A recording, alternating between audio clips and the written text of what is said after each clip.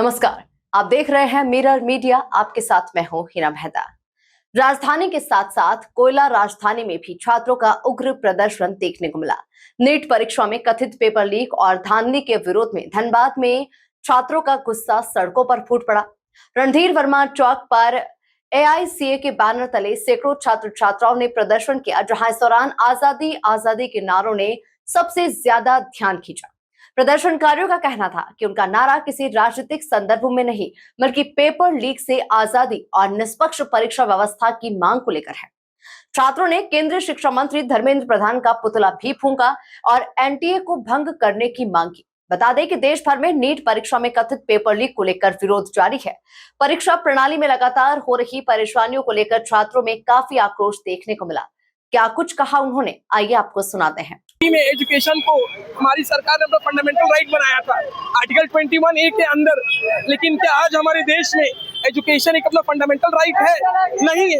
अगर एजुकेशन अगर आज के डेट में अगर एक अपना राइट है, फंडामेंटल राइट है, तो क्यों जब ये राइट का वायलेशन होता है तो हम कोर्ट क्यों नहीं जा सकते हैं? आखिर भारत आज के डेट में भी कई सारे ऐसे अपने गुणांक है जिसमें कि साउथ एशियन नेशन से पीछे है।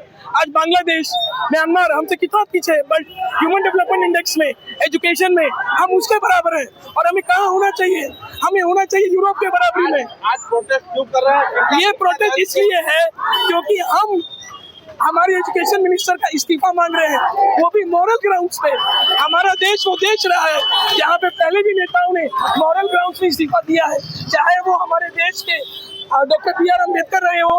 डॉक्टर बी आर अम्बेडकर के बाद डॉक्टर राजेंद्र प्रसाद 1956 में रेल एक्सीडेंट के बाद उन्होंने मॉरल ग्राउंड से इस्तीफा दिया था। नहीं जा पाए जंतर मंतर का समर्थन, चाहे सोनम वांगचुक के समर्थन में या फिर किन्हीं के भी समर्थन में नहीं जा पाए, तो हम लोग मिल के एक यहाँ पे गैदरिंग बनाए हैं, सब आए हैं और अपना जो योगदान समाज में जिंदा रहने के लिए जो योगदान वो हम बढ़ चढ़ के हम लोग दे रहे हैं, अपना अटेंडेंस दे रहे हैं कि हम भी जिंदा है, हम भी स्टूडेंट है, हमारे बच्चे भी आएंगे, उनको भी डॉक्टर का जरूरत पड़ेगा।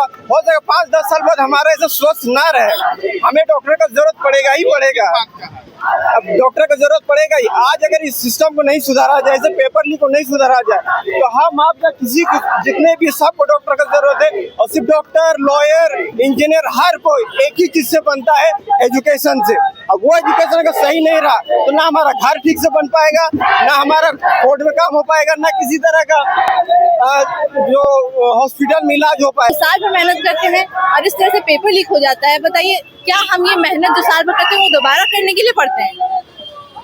हमें तो नीट का एग्जाम हो गया, फिर भी नीट का एग्जाम हो गया, लेकिन इसका मतलब ये तो नहीं है ना कि आगे नहीं होगा। ठीक है, ये गारंटी कौन देगा हमें कि आगे नहीं होगा? मैं खुद नीट एस्पिरेंट हूँ, ठीक है। मैं जब पढ़ रही हूँ अपने रूम में बैठ के, तो मेरे दिमाग में डर क्यों है कि जिस टाइम मैं एग्जाम देने जाऊंगी उस टाइम वापस ही लीक हो जाएगा पेपर। हमें अकाउंटेबल सिस्टम होना चाहिए ना, जो जब हम पढ़े तो हमें इतना लगना चाहिए कि हाँ, मैं जब एग्जाम दूं तो वो एग्जाम अच्छे से हो और मेरा फ्यूचर ब्राइट हो। इस तरह से पेपर लीक हो जाएगा तो कैसे?